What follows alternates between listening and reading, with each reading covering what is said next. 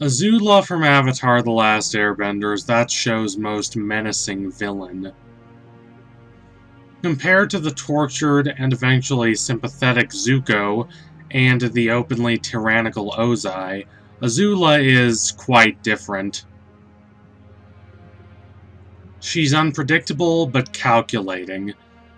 Zhang in the episode The Deserter states that firebending is a curse and those burdened with it must walk the line of savagery and try to avoid losing their humanity to the innate inhumanity of firebending.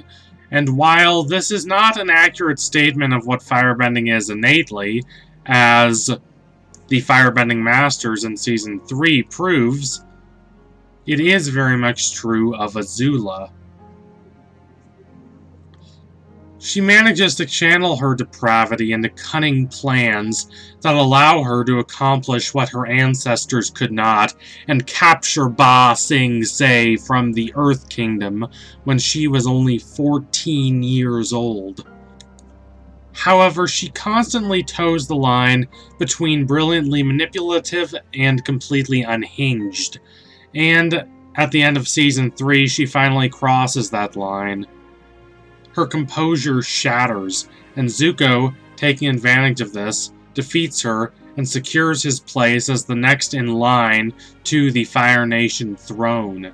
In any other show, this would have been presented as a glorious, triumphant moment. But it's not here. It's not even a moment of, oh, I'm not sure this is so perfect, but it's what needed to be done, so let's not feel too bad about it. Let's just move on. Instead, it's a tragedy. Compare the Aang and Ozai fight, which is our traditional final villain, final boss fight, with the Zuko and Azula fight. The former is not exactly a happy, upbeat occasion, and the conceit of Aang wanting to defeat the Fire Lord without killing him makes this more than just the high-budget equivalent of two kids slamming their action figures together, and the choreography is quite good. But even given all that, it's still a traditional final battle where the hero fights the villain, wins, and saves the world. The battle between Zuko and Azula is quite different. I want you to keep in mind what Katara said about Zuko when she was talking to him in Season 2, that for 2 seasons she thought of him as the face of the Fire Nation. When she thought of the enemy, she thought of him. That's kind of how Zuko thinks of Azula. He basically admits this at the end of Season 1, when he's monologuing as Aang lays there, unconscious and in the spirit world. He says that his father favored Azula always, that his father said he was lucky to be born while Azula was born lucky. Whenever he thinks of the proverbial boot on his neck, causing him pain and misery as he struggles to earn his way back into his father's good graces, he thinks of Azula. But when he actually interacts with Azula, she's different. Not a lot different, mind you. With time, she's only grown more manipulative. It's not like she has suddenly become a good person. But there are parts of her that he notices now that he did not notice before when he had a more limited perspective on the world. There is a great moment in episode 305, The Beach, when Azula openly asks Zuko to come down to the beach with her, away from the sight of their sorrows and the illusion of their happy childhood. She talks to him differently, seeking empathy and knowing the scars that reside on both their pasts, these scars that won't leave them alone even to the present day. True, this conversation does not last. It's brief, but it is enough. I've talked before about why the beach matters. It's been commonly dismissed as a good episode, a really good one, but not one we absolutely need for the sake of the overarching plot. And Well, number one, even if that was true, I wouldn't care. There are more important things than the overarching plot, like the characters and ideas of your work. But number two, I don't think that's quite true. I think this is an essential episode to the overarching narrative. Without this, nothing about Azula, Ty Lee, and May in the back half of the season works. We need to be invested in these characters. Without the beach, we don't care about May siding with Zuko against Azula. We don't care about Ty Lee siding with May. And, most critically, we don't care about the breakdown Azula suffers at the end of the show, regardless of how precise and dramatic the writing is. But what I've thought about as I've made this video is that this episode also matters for Zuko. It helps change his perspective on his sister and her friends. After Zuko and Katara defeat Azula, they look upon her not with triumph and joy at their victory, but with sympathy at what has become of her.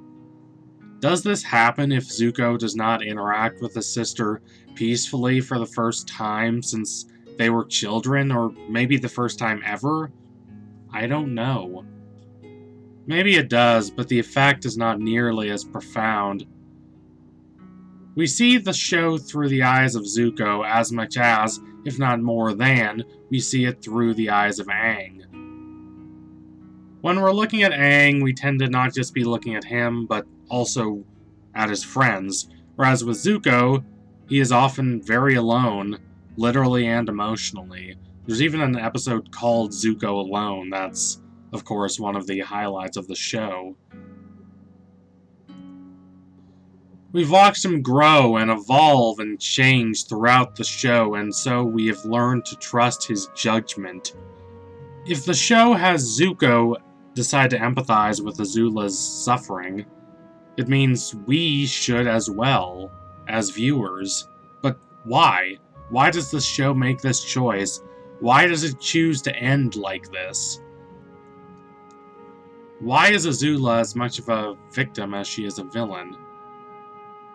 The influence of Avatar: The Last Airbender has been so profound that there have been a lot of shows trying to crib notes from Zuko's redemption arc.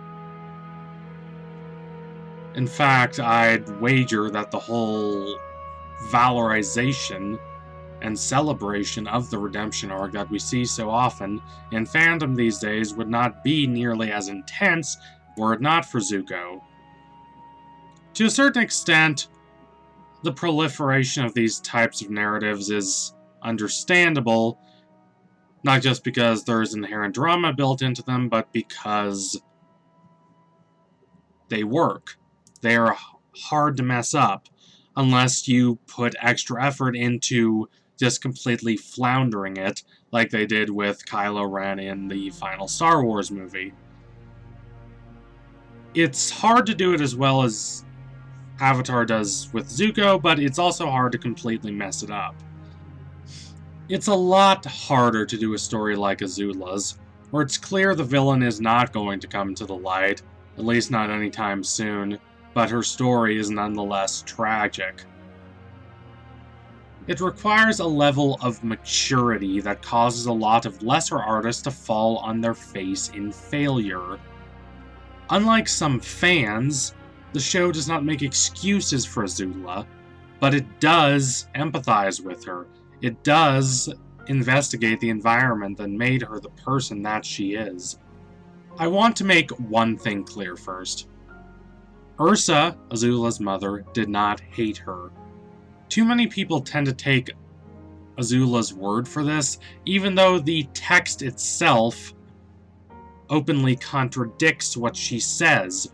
And a lot of people tend to take scenes with Ursa and Azula out of context to assert their positions that Ursa was a bad mother instead of what she really was, which is just a depressed, miserable person distraught at what the show very clearly implies is a repeated pattern of sadistic, unchildlike behavior.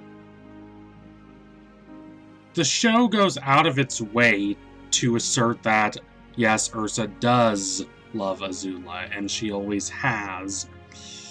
That Azula hallucinates Ursa saying this as Azula undergoes her breakdown is proof that Azula herself knows this, even if she is loath to admit it to herself.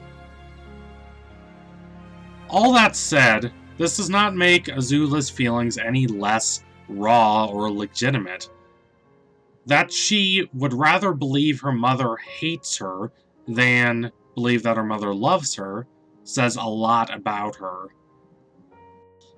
If Ursa truly does love Azula, if that kind of unconditional love does exist, then Azula's position that she can only rely on fear is completely undermined. Azula is a child mastermind who is not as kind and naturally caring as Zuko.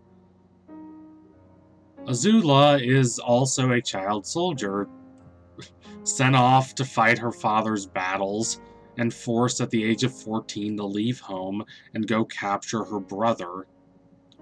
Destiny is a funny thing, as Uncle Iroh is fond of reminding Zuko.